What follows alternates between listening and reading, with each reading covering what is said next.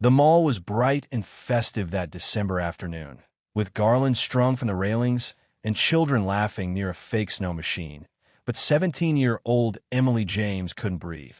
Her shoes were soaked from pacing outside in slush, and inside her arms, wrapped tightly in a faded hospital blanket, was a life no one knew existed.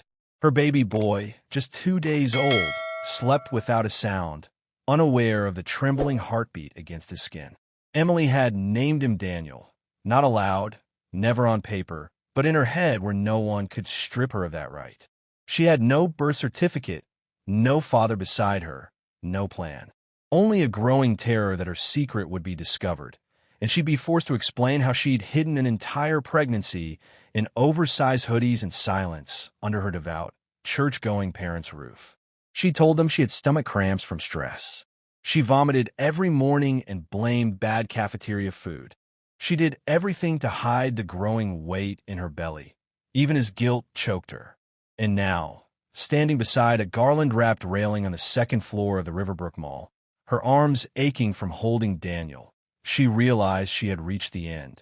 Not the end of her life, maybe, but of the road she could walk alone. There were no more detours, no more lies, just a terrified girl with a silent newborn in her arms and nowhere to go.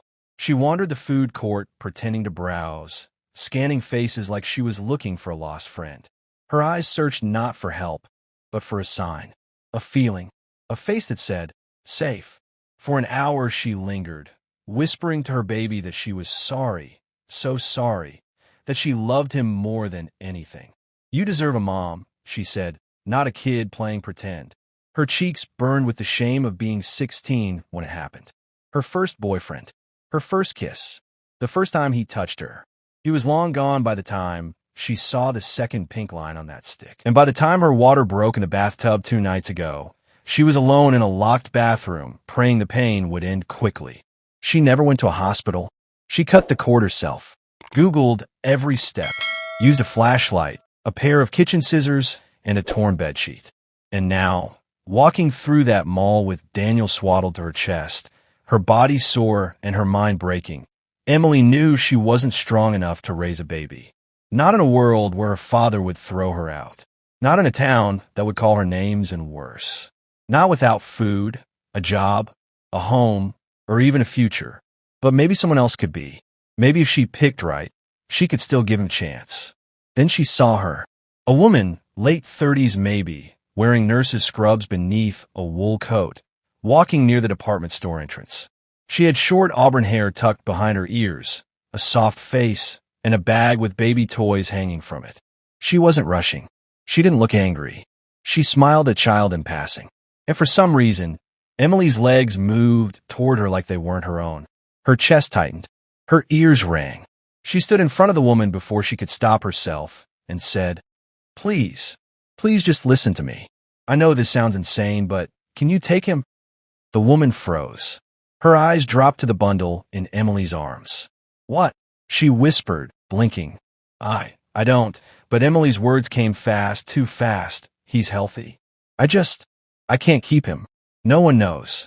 I am 17. My parents will kill me. Please, please, just take him somewhere safe. I picked you because you look kind. Please don't say no. Please don't walk away." A silence stretched between them, and in it, the world disappeared. The fake snow fell behind them. The Christmas music blurred. All that remained was a terrified teenage girl, cradling a baby she'd never stopped loving, and a stranger who looked like she might cry. Slowly, the woman reached out and pulled back the blanket. She saw Daniel's face, his tiny nose, his soft lips. She looked at Emily and said quietly, "You're sure?" And Emily nodded, tears streaming down her cheeks. "I love him so much. That's why I can't keep him." The woman took him, awkward at first, like someone holding someone else's life in their hands. She looked around once, then hugged the baby to her chest and walked swiftly toward the opposite escalator. Emily turned away immediately, biting her hand to stop herself from screaming. She ducked into a restroom and stared at the red in her eyes, the blood still staining her jeans, the girl she didn't recognize in the mirror. Then she walked to the security desk near the food court and said, I lost my baby in the mall. The guards asked questions. They called police. But she gave no names, no leads. Just sat quietly until her parents came to get her. She told them she fainted. They told her to eat more. And that was it. For 30 years, that was it.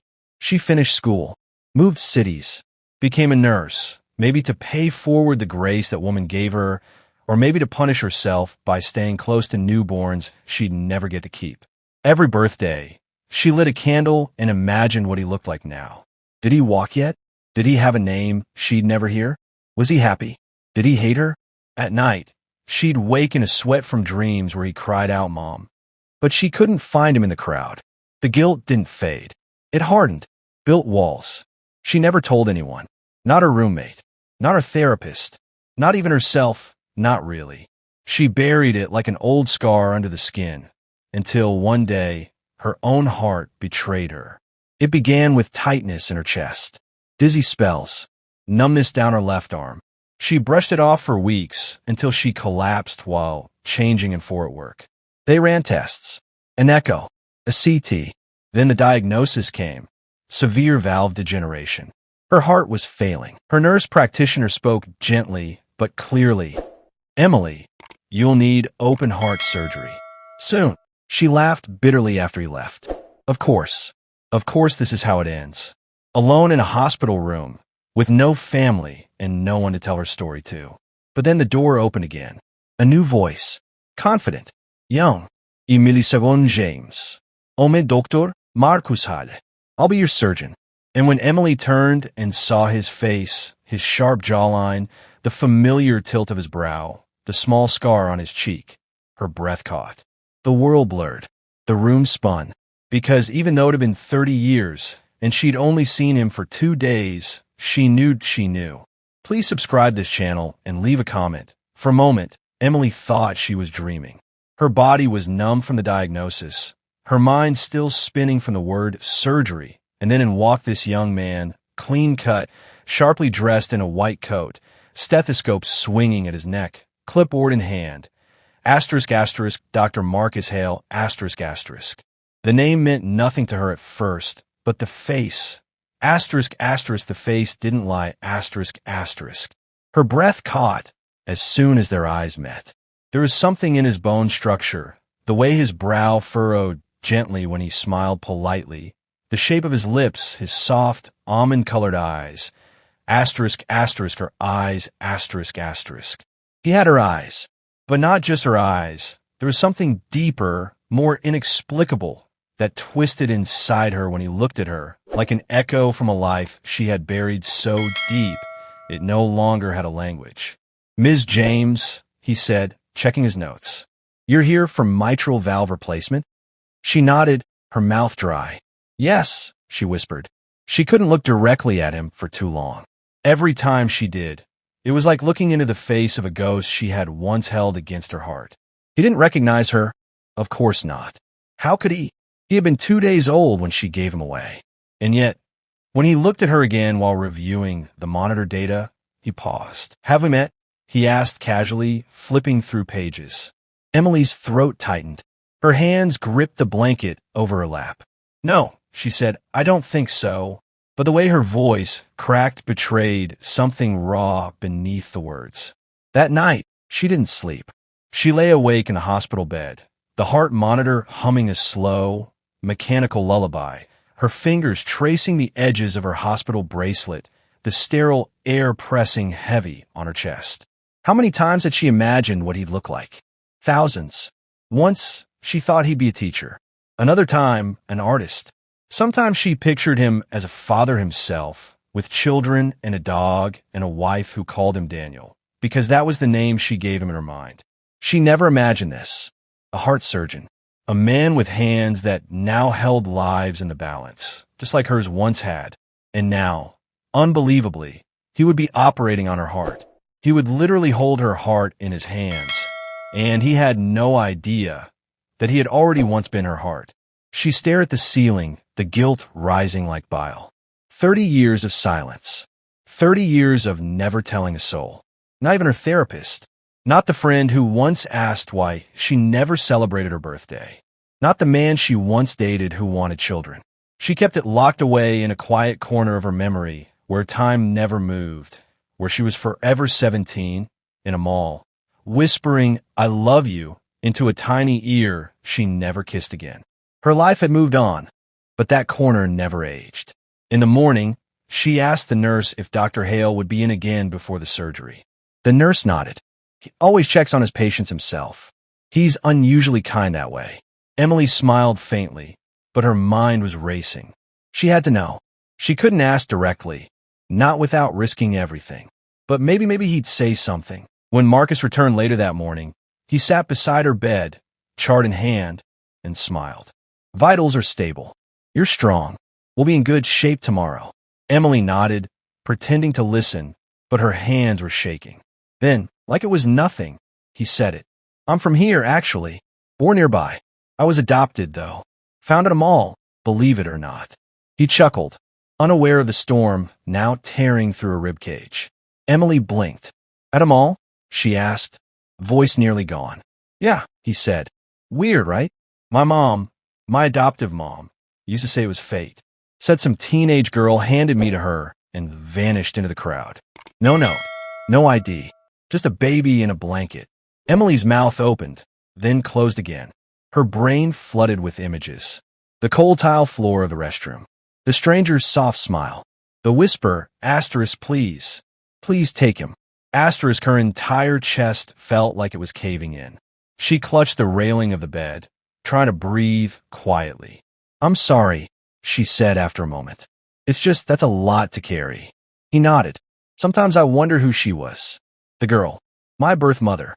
I don't know if I ever want to find her, but there's this weird sense that I already have. That maybe I've met her and didn't know." He smiled at her again. "You remind me of her somehow. I don't know why." That night, Emily took out the small notebook she kept in her purse and began to write a letter. Her hands trembled so badly she could barely form the words, but she needed to. She wrote like she was bleeding. Page after page. She wrote about them all. The panic, the shame, the way she had named him Daniel in her heart, even if the world called him something else. She wrote that she never stopped wondering, never stopped hoping he was safe, that he had a better life than she could have given him. She wrote that she was sorry, not for loving him, but for being so young and so scared that she thought disappearing was the only way to save him. She sealed the letter and placed it in the drawer beside her bed. A label on it read, "Asterisk, to be opened only if I don't wake up." Asterisk, then she curled into herself and prayed. Not for survival. Not anymore. She prayed for forgiveness. For the boy who once had her heartbeat wrapped in a faded hospital blanket. For the surgeon who now stood unknowingly ready to cut her open and maybe see the truth she'd hidden for 3 decades. Meanwhile, across the city, Marcus sat at his desk reviewing pre-op scans when something nudged at him again. He pulled her file back up. He stared at the birth date, July 14th, 1978. His own birthday, July 14, He stared at it for a long time, then at her blood type. Oh, negative. Same as his. Then her city of birth. Then the strange tightness he felt when he was near her. His mother, his adoptive mother, used to say, "If you ever meet a woman who makes you feel like you've been home all along, that might be her." He searched the public records on a whim. A teenage girl gave birth at home in 1995. No hospital entry. No official birth certificate. No follow-up. The data matched. His hand shook. He opened his DNA matching app, the one he had linked to genealogical services for years, just in case. And there it was. A full maternal match. 99.99%. Emily James, his patient, the woman he would operate on in 12 hours, was his biological mother. He stood up, heart pounding, ears ringing. His body buzzed like electricity was surging through it. Part of him wanted to run. The other part wanted to burst into the room and say, "I know who you are. I know what you did. And I forgive you." But he didn't. Not yet. He just stood there in the hallway outside her door and watched her sleep. This woman who once chose his life over her own, who never told him she existed, who had haunted his face in the mirror for as long as he could remember. He pressed his hand against the glass, quietly. "I found you," he whispered. I found you, Mom. Sarah didn't hear anything after he said his name. Dr. Nathan Hale. The words echoed in her ears like a forgotten lullaby, the kind she used to hum while rocking a bundled secret late at night in the flickering yellow of her tiny kitchen. Her pulse thudded so hard it drowned out everything else. The hum of the overhead lights, the clicking of his pen, even his calm, confident tone as he described the cardiac procedure she'd need. We'll need to run one more echocardiogram before surgery. But everything looks manageable, he said, but Sarah barely registered it. She couldn't stop staring at him. The precise jawline, the slight dimple on the left cheek when he smiled politely, the soft wave of hair above his brow. All details she had tried to forget in her own baby's face 30 years ago. It couldn't be. That would be impossible. Still, her hand was shaking. She clutched the side of the exam bed, like it was the only thing anchoring her to the room. You okay, Mrs. Whitmore? He asked, concern flickering across his face.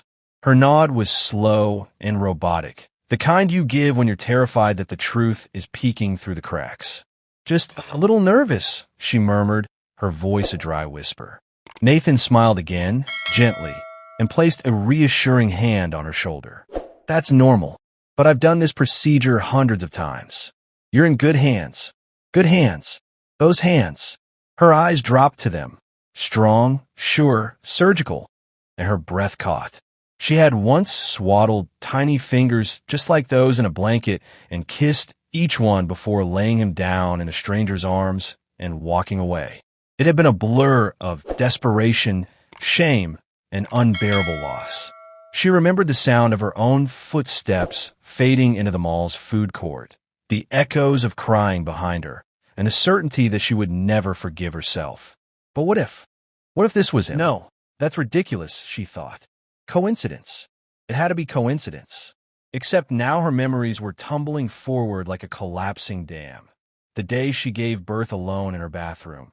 The way he'd looked when he first opened his eyes, the birthmark just beneath his ear. Her heart squeezed. Nathan had turned back to his computer screen, pulling up her scans, oblivious to the thunderstorm unraveling in front of him. She couldn't ask. She wouldn't dare. But the next day, in pre-op testing, she sat in the hallway outside the cardiology wing and overheard two nurses chatting as they passed. He's so dedicated. Did you know he was adopted? Grew up in Wisconsin. First in his family to be a doctor. Sarah's stomach dropped. She sat frozen as their voices drifted away. Adopted. Wisconsin. First in his family. A tidal wave of nausea rolled over her. She gripped the armrest of her chair, her mind racing. That's exactly where she'd left him, or rather, where she'd last seen him. A woman named Helen. Red jacket, blonde bob, baby formula in her shopping cart. I can take care of him. I promise. My sister adopted too. That's what the woman had said. Sarah had barely been coherent at the time. She didn't ask for papers, didn't care about legalities. She just wanted her son safe, alive. And now this man might be that same child, all grown up. Was this some divine punishment? That the baby she gave away would now decide whether she lived or died on an operating table?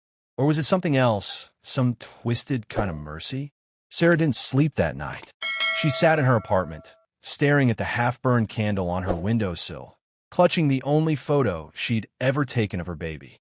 A Polaroid, creased and faded, of her holding him just hours before she gave him away. The next morning, she brought it to the hospital. She wasn't sure why. Maybe to say goodbye, in case things went wrong. Maybe to show someone, to ask if they saw a resemblance. But as Nathan entered the pre-surgery consultation room, fresh scrubs on, clipboard in hand, he paused. His eyes caught on the edge of the Polaroid sticking out from her bag. Is that your son? He asked casually, gesturing to the picture. Sarah's fingers twitched. She didn't answer right away. Instead, she slowly pulled it out and held it up. This was taken in 1995, she said, voice trembling. Mall in Madison. Just before she stopped. Nathan stepped closer, his expression softening. He's cute, he said kindly. Then, after a pause, I was adopted from Madison in 95. The silence that followed was thick and electric. Sarah's heart almost stopped. She opened her mouth, then closed it. Tears welled up. Her lips quivered. Nathan blinked, clearly taken aback by her sudden change in expression. "Mrs. Whitmore? You okay?" he asked again. She wanted to tell him everything, scream it, confess it, fall at his feet. But she didn't. Not yet. Instead, she smiled weakly and nodded. "Yes, I think I just needed to hear that." He didn't push. He turned and walked out to prepare for surgery, unaware that the woman on his operating table might be the very one who had handed him over like a secret she could no longer carry. And as the door clicked shut behind him, Sarah stared at the photo in her hand, then at the reflection of herself in the glass cabinet. "I'm not ready," she whispered. "But maybe he is." Sarah stood on the edge of something she'd avoided for 3 decades. Truth. After Nathan asked if she'd ever had a son, her body collapsed inward like a building cracking at the foundation. She didn't answer him, couldn't, and simply turned and walked away with glassy eyes and shaking hands. That night, she sat in the dark, holding the tiny yellow knit booties she'd kept hidden in a locked box beneath her bed for years, the only thing she hadn't given away. Every heartbeat felt like a countdown. The next day, she asked for a meeting with Nathan, not as a patient, but as a woman with a secret too heavy for one heart. Nathan sat across from her in the hospital's empty consultation room, eyes scanning her face with the precision of a surgeon, but the hesitation of a son on the edge of something unfathomable. "I was 17, she began, voice like wind dragging across broken glass. "I didn't tell anyone I was pregnant. I hid it all. The growing belly, the terror, the shame. My parents were strict, religious, they would have thrown me out. I thought maybe I could handle it. Maybe I could raise him myself." She swallowed the lump in her throat. But the moment he was born, something in me split. I was overwhelmed. And one afternoon, I walked into a mall and handed my baby boy to a woman I'd never seen before. She looked kind. I asked her to take care of him, and then I ran. Nathan didn't breathe. He didn't speak. His fingers curled into the arms of the chair, knuckles whitening. "I never went to the police," Sarah whispered. "I was scared they'd arrest me. I waited every day for someone to come and ask me what I'd done, but no one ever did. And then one night, I dreamt he was safe, in a warm bed, with someone who loved him. And I clung to that dream until it became a prayer. Then it became a lie I told myself to keep surviving." Nathan finally spoke, barely above a whisper. "The woman who raised me, she told me she met a young girl in a mall. She never told me the full story. Said it wasn't hers to tell." Sarah covered her face, sobbing. "I have no right to ask you for anything. I needed to know you were okay." Nathan sat still, the room closing in. This woman, the one whose heart he was literally scheduled to operate on in 2 weeks, had just cracked open the very core of his existence. And yet, he didn't feel anger. What he felt was something stranger, recognition. Echoes. The way she looked at him sometimes. The way her eyes softened like they were apologizing for something unsaid. The way he'd felt an odd pull toward her from the beginning. Like his soul recognized her before his mind had a chance to catch up. "You kept the booties," he said quietly. She nodded, reaching into her purse, pulling them out like sacred artifacts. Yellow, worn, still smelling faintly of lavender. He stared at them, frozen. "I've had dreams," Nathan whispered, "all my life. Of a woman crying in a mall. Of a baby being passed from one set of arms to another. I always thought it was my imagination. Turns out it was memory." Sarah's hand reached toward him instinctively, but paused in midair, unsure if she had permission. Nathan reached forward instead, clasping her fingers with his. And in that moment, 30 years of silence broke like dawn. There were no apologies loud enough to erase the years. No explanations that could bridge that chasm. But there was this contact, truth, and maybe something more.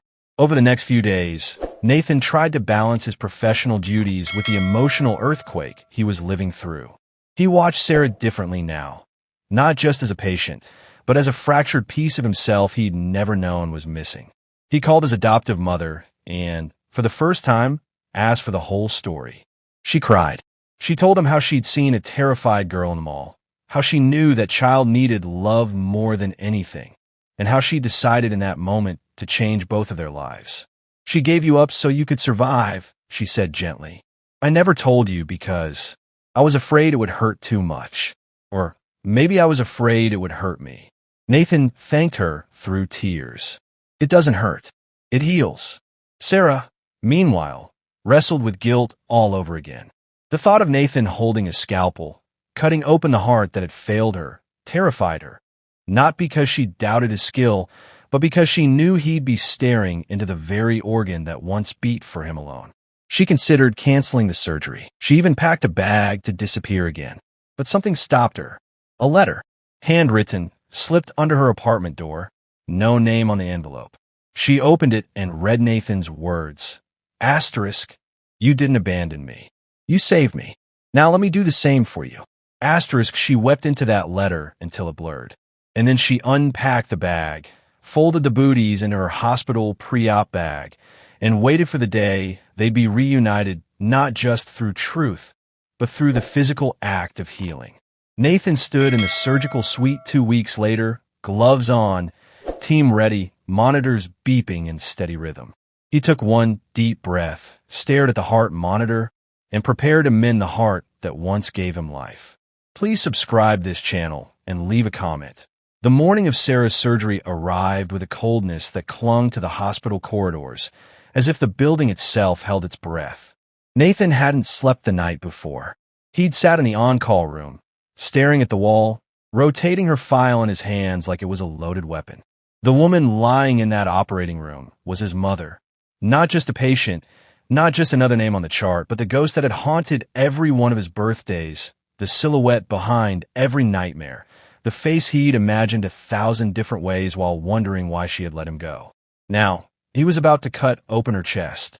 He stood in the scrub room, his gloved hands trembling for the first time in years. The other surgeons, unaware of the full history, chatted absently, talking about coffee and the upcoming holidays. Nathan remained silent, his face like stone, eyes locked on the small window leading into the or where Sarah lay sedated beneath the harsh lights. She looked older than he'd ever imagined her, fragile, sunken, like a woman who had carried decades of unspoken grief in her bones. As he walked into the room, everything else vanished. The beeping machines, the murmurs of nurses, the sterile smell. It all collapsed into the moment his hand touched the scalpel. The lead surgeon nodded. Ready when you are. Nathan took a breath, so deep it felt like his lungs might crack. And then he began. Every incision was careful, delicate, masterful. But beneath every movement was a tidal wave of emotion he couldn't show. As he exposed her heart, damaged by years of untreated hypertension and worsened by recent stress, he found himself staring at the organ that had once pulsed inside her when he was still in the womb. This was the heart that had once loved him, then let him go, and now it was in his hands. Hours passed in a blur of tissue, sutures, bypass lines, and clamps. But inside him, time fractured. He was 7 again, waiting at the orphanage gate, clutching a crayon drawing that said, "Mommy, come back." He was 14, throwing fists in a group home after someone said his real mother didn't want him. He was 22, top of his class in med school, silently whispering into the void, "I'm doing it, whoever you are." And now he was here, finishing her surgery, saving the woman who had abandoned him. When the final stitch was made and the heart monitor steadied into a strong, rhythmic beep, the room sighed. The surgery was a success, but Nathan didn't feel triumphant. He felt hollow. He walked into the locker room, peeled off his gloves, and sat on the bench like someone who had just witnessed his own birth. He stared at the floor, hands clasped, unsure of what came next. Later that evening, after Sarah had been moved to recovery, he stood outside her room, watching her sleep through the glass. Tubes curled into her nose, machines softly ticking beside her, her body pale beneath the blanket. But there was peace in her face, as if she'd finally stopped running. He stepped inside quietly and pulled up a chair. He didn't speak, just watched her breathe. Hours passed, and night fell. Then her eyes fluttered open. For a second, she looked confused. Then, her gaze settled on him. "You stayed," she whispered, her voice raw, barely audible. He nodded. She tried to smile, but tears beat her to it. "Why? she asked, with the weight of 30 years behind that single syllable. Nathan's throat tightened, but his voice didn't break. Because I needed to, he said. For you. For me. For that boy who never got to ask why. She reached for his hand, her fingers trembling, the same fingers that had once tucked him in for a week before walking away. He let her hold it. No more words were exchanged. None were needed. The silence between them wasn't empty anymore. It was full of everything they'd lost, everything they'd found again, and everything they might build from here. A son and his mother. A surgeon and his patient. A beginning stitched together in the shape of forgiveness. Please subscribe this channel and leave a comment. Nathan didn't say anything for a long time as he held her hand in that sterile, softly humming recovery room. There was no speech that could bridge 30 years of abandonment and unanswered questions, only a quiet gravity between a mother who once fled and a son who once waited, and the weight of all the years in between hung in the space like a second heartbeat. Sarah's eyes brimmed with tears as she whispered, I never stopped thinking about you. And Nathan's fingers twitched, not letting go, but not yet forgiving, just holding on. He didn't know how to answer. How do you respond to the woman who gave you life, gave you away, and then unknowingly entrusted her life to your hands again? But deep down, something cracked, some tightly coiled anger inside him that had fueled years of restless ambition, of wanting to prove something to a world that never answered him back. And now here she was, not a memory or a question mark, but a breathing, fragile woman with the same eyes as him. For days, he visited in silence. He brought her water, adjusted her pillows, monitored her recovery like any surgeon would, but lingered just a little longer at her door, staring at her name on the chart, reading Sarah Lawson like it was a chapter he never got to finish. And well, Sarah didn't push. She told stories softly, almost like prayers she hoped would reach him, about being 20 broke, scared, and alone in that mall with a baby and a heart that wouldn't stop racing, about the woman with kind eyes and a social worker badge who said, I can help, about the guilt that never stopped gnawing, even when life moved on, even when she got married, even when she tried to forget. But then Nathan asked, quietly, one night, as she drifted off to sleep, why didn't you come back? And she cried. She cried not like someone answering a question, but like someone confessing. Because I thought he'd be better without me. Because I was ashamed. Because I didn't believe I was worth being someone's mother. And Nathan, he didn't tell her she was wrong. He just listened. Because in truth, he had spent years asking himself the same thing. Was he unlovable? Unwanted? And in that room, between the 4 beeps and shallow breaths, they both realized they were 2 people who had tried to protect each other by disappearing. The hospital discharged Sarah 2 weeks later. She walked slowly, her strength returning inch by inch. Before she left, she stood at the nurse's desk and left something wrapped in a napkin with Nathan's name on it. An old, faded photograph of herself holding a baby, taken in a mall photo booth in 1993. On the back, she had written, I never stopped carrying you. Nathan found it in his locker hours later. He sat with it in his hands, staring at the infant version of himself and the woman who had vanished. Something changed in him that day, not dramatically, not like a movie ending, but slowly, like a light turning on in a room you forgot existed. Weeks passed. They met again, outside the hospital this time. Coffee, then walks, then a Thanksgiving where Nathan surprised everyone by showing up with a friend who looked a little too much like him to be anyone but blood. It was awkward. It was messy, but it was real. And one spring morning, Nathan took Sarah's frail hand in the garden behind the hospital and asked, Would you ever want to meet the woman who took me in? And Sarah, her voice trembling with hope and dread, whispered, More than anything. That meeting came months later, with 3 lives sitting at one table, sharing one story stitched together across decades of pain, choice, sacrifice, and unexpected grace. And as Nathan watched the 2 women who had shaped his entire life, one by letting go, the other by holding on, he finally understood. He wasn't a tragedy. He wasn't a scar. He was the living proof that love, however imperfect, however delayed, still found a way. And for the first time in his life, As he smiled across the table at his mother and the stranger who saved him, he felt whole. Please again, I said, please subscribe this channel for more videos.